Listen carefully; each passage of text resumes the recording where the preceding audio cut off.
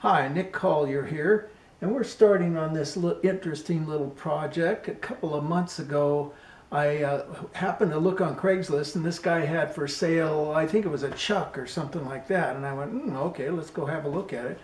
Drove down to Penn Valley, and yeah, the chuck was great, and I bought it. It wasn't that expensive, it wasn't that big a deal. But sitting in the corner was a tracer attachment. And I said, wow, you want to sell that? And he says, yes. And I said, well, how much you want for it? 250 bucks.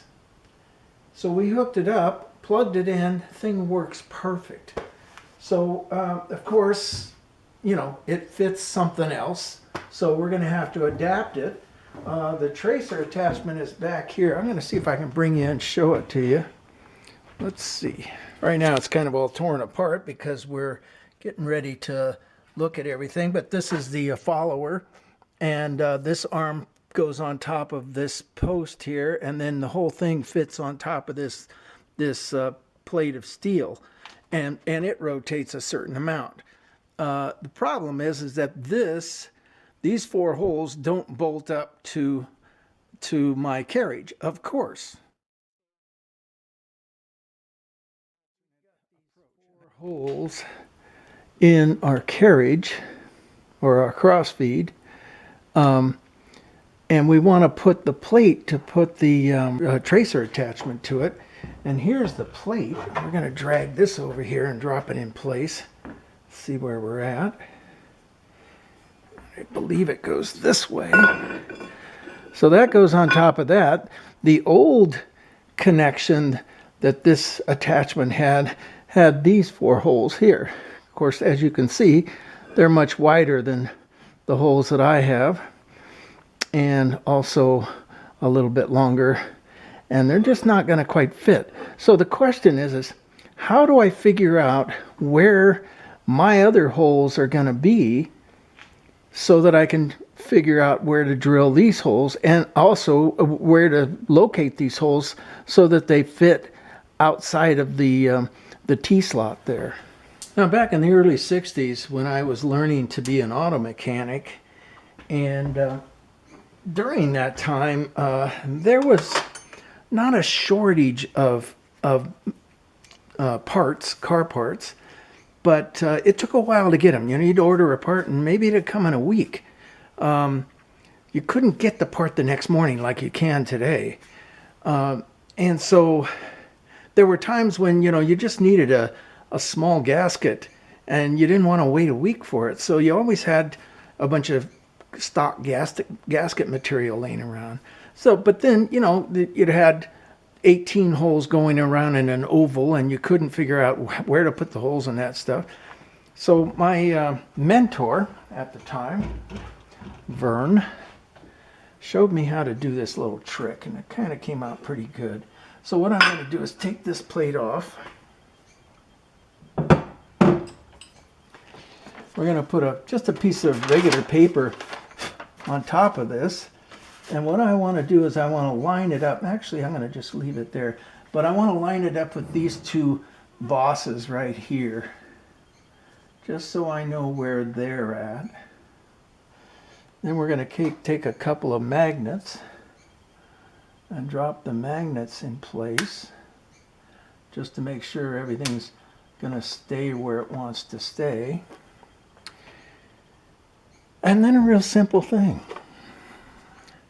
Come in with a small ball-peen hammer, and you just start feeling where the holes are at. I'm going to move this magnet over a little bit. And you don't hit hard, you just barely tap into the hole. And you can hear I'm just really touching it lightly. And the ball-peen hammer hitting the paper will eventually punch that little plug right out. And then I'll come in on the edges here.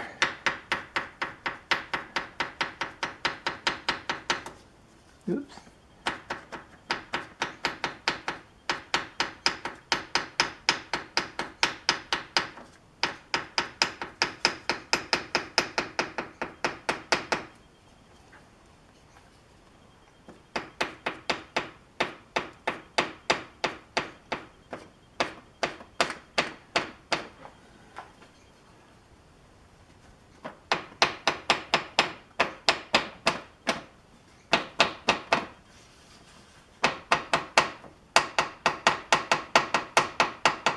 Just barely touching it.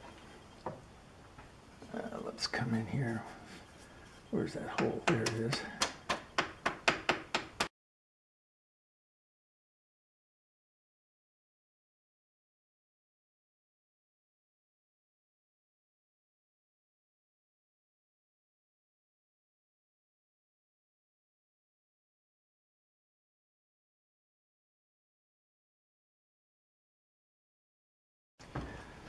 Okay, so a 1/2 inch back would be, let's say, right about there.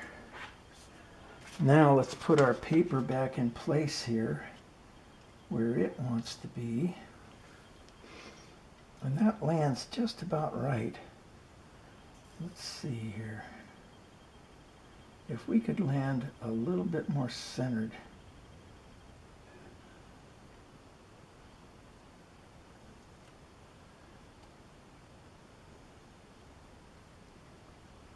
Just a tad more. There it is, right there. Now, is that going to be good for everything else? I think so. Over just a little bit.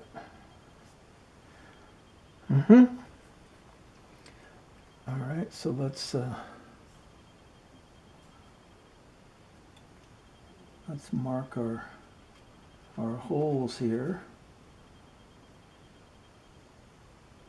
Now we're just doing rough outs here, just to give us an idea about where the hole is going to be, because we have to really be accurate later on once we put it up in the mill. But this is going to give us an idea. Hey, Nick Collier here. It's Sunday morning. It's a little cloudy out. It's cooler today for mid-July. That is a great thing up here in the Sierra Nevada mountains. Today we're going to adapt our rotator plate for the tracer attachment to the carriage itself. Okay, after about a 1/2 hour's worth of messing around here, I think I've got an idea. Now, there's no way to get 4 bolts, a 4-bolt pattern in this, because we've got that T-nut circle there that we've got to contend with, and it just isn't going away. And there's no way to get down into it. If we went all the way down into it, there isn't enough material on the bottom of the T-nut, from the T-nut slot to the base to have a bolt. So that is pretty much an out deal. So here's what I'm thinking I'm going to do. We're going to do 3 bolts. 1, 2, 3. So a 3-bolt pattern should hold this thing good and solid. And come in here. One of these bolts is going to be the actual, the original bolt hole. And what I'm going to do, and the bolt, what I'm going to do is I'm going to drill a hole in that and go ahead and tap that out for this bolt here, drill a hole in this, and then have this go into that. Of course, this is all the way down flush, and have it go into that and tighten up onto that. And then, of course, the other 2 will be in kind of virgin steel, so they're not going to be too much of a problem. Uh-oh, this one's not quite right, so we got to move that one over some, but it shouldn't be a problem. We'll get it over to about here. All right, well, we're still playing with it, and we'll get something going. All right, so we're basically going to drill a hole down the center of this, what would it be called? Spacer nut, because basically it just keeps the grease out of the threads.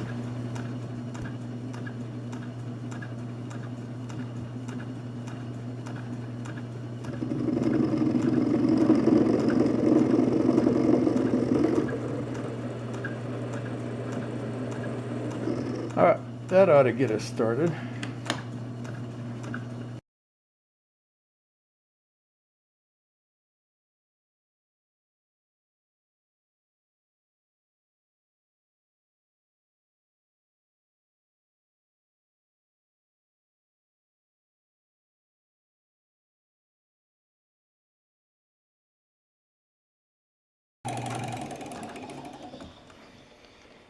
Now we come back in and tap our hole.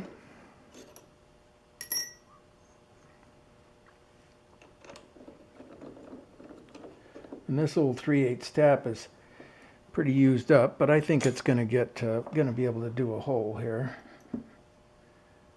So tighten things up. And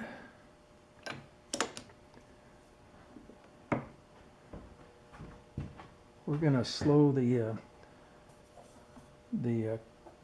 travel down, or not the travel, but the speed.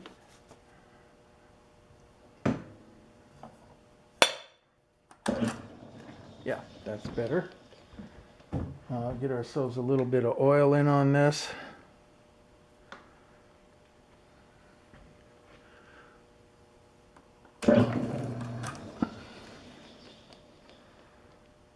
So basically at this point what we've done is we've gotten that thing started, and that's the main thing. So it's started in a nice even manner, so we can pull it back out and now take a and it's probably better to put it in the vise, even though it'll hurt the threads just a little bit, but we'll put it in the vise and then we'll finish off tapping that hole. Okay, we'll be back.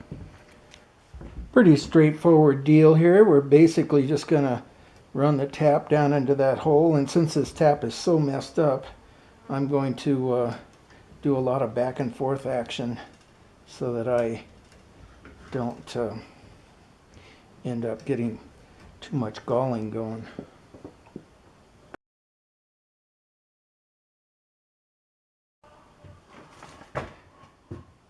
We decided to put a 3-bolt pattern in this, and so I laid the whole process out and figured that we've got 1 bolt here, 1 bolt here, and 1 bolt here. So these are like really in odd places, but they will clear everything on this piece of steel, and they'll also clear everything on the carriage.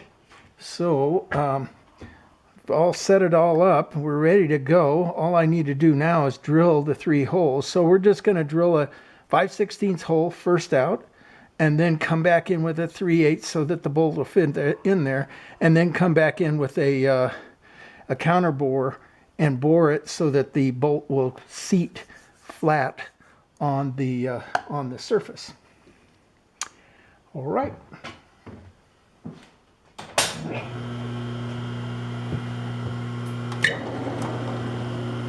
I think we can spin a little faster for this.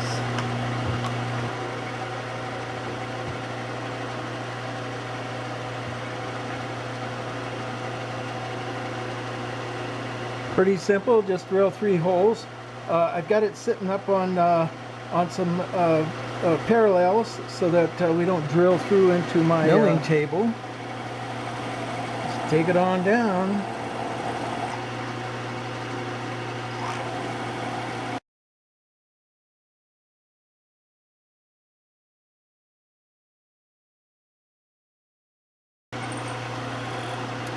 Okay, there's hole 1.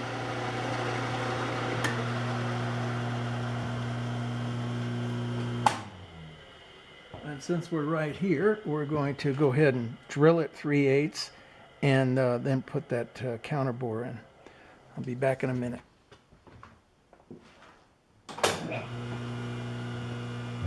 Okay, let's drill the 3/8 and see what we come up with.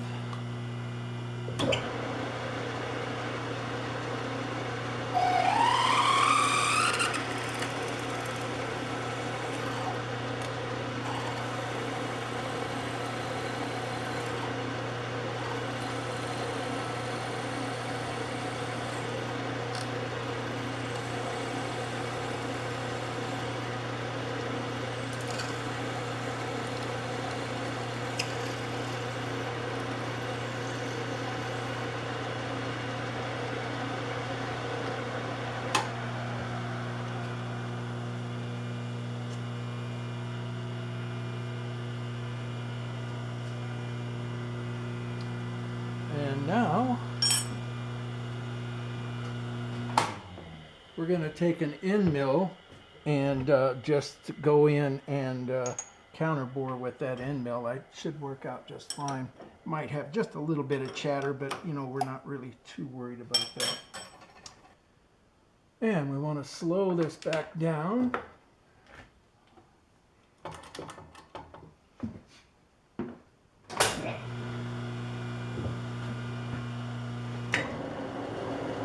we go. See if we can get this down. I think we can.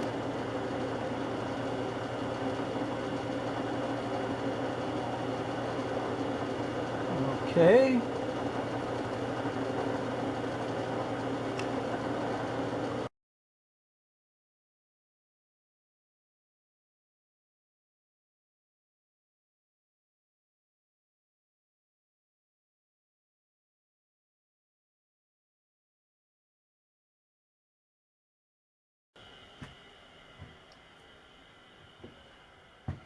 Okay, so 2 more holes here, and they really can be fairly random because we're going to come in afterwards and drill the holes in the bottom, I mean on the carriage, and so it's pretty random. So this is the only hole that has to be accurate, but even that, because this will be our positioning hole, and then these will line up wherever they need to line up.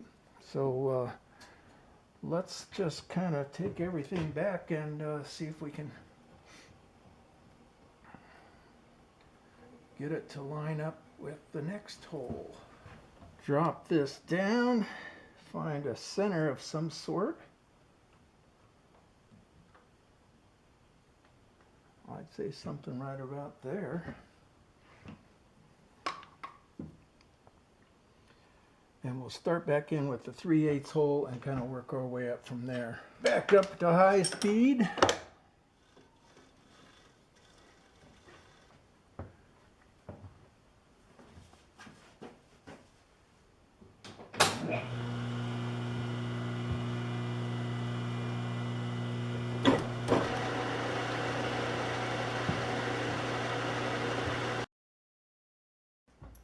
We've drilled the 3 holes, 1, 2, 3, and there's no organization whatsoever. It's just wherever the holes would actually land, and grab some material to hold this plate down.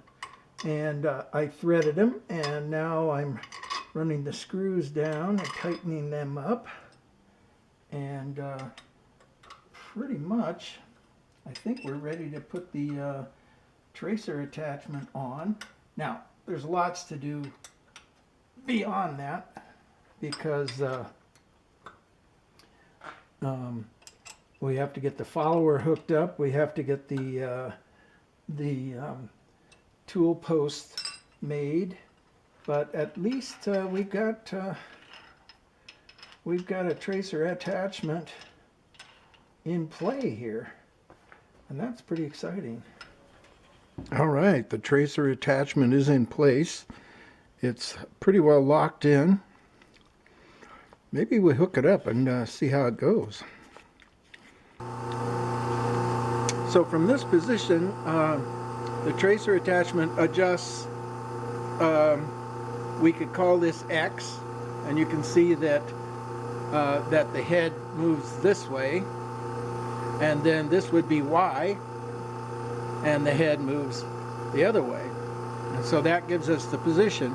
And if you'll notice that down on the bottom here, we're going to come all the way down to the bottom, there's a little follower.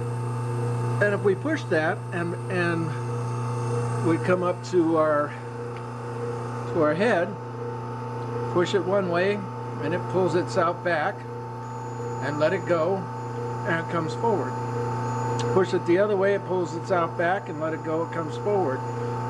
So basically you've got the machine is push it one way and it finds its way back, and so as the carriage moves down the ways, this little follower follows the design of whatever you're cutting, or whatever I'm cutting, and it will follow the contour of whatever's going on down here. Now, I still have to put the bar that allows this to hold, you know, whatever it is that I'm gonna whatever form it is I'm gonna make. But you know, that's the next step. Well, actually, that's not the next step. We're gonna come back in a second. I'll show you the next step. And the next step in this whole process is building a tool holder. And so what I probably am going to do is use a tool about this big here, and it needs to find its way to center, and then also it needs to be able to rotate in order to find a position so that it catches everything correctly. And so the first part of that process is to build a key nut, and that is this piece here, and it'll fit right in between there. And what I have to do is take off you know, a certain amount of the material to allow this to slide into that slot, and then drill a hole through it. And then the same thing goes for this piece here, which sits on top, and the tool will be somewhere right around in there. We'll set the measurements up later, and then 2 or 3 screws, maybe, you know, Allen set screws or something like that, go in there to push down on the tool and hold it in place. So that's pretty much the second part of this process. Well, the second, maybe the 20th part of this process is getting these 2 pieces of raw material machined in and into place. We'll be back.